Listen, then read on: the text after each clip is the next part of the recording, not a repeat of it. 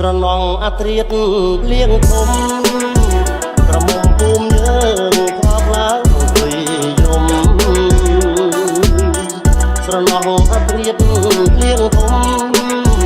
ក្រមុំពុំយើងធ្លាប់ឡើងទុយយំអើយបាកំឡងអើយបាកំឡងយើងអស់មួយភូមិក្រមុំបងហើយនាំគ្នាទៅជួយខាត់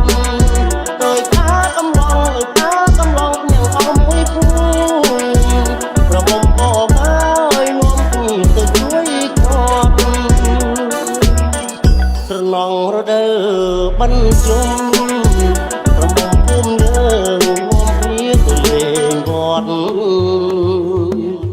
ស្រណងរដូវបញ្ជុំ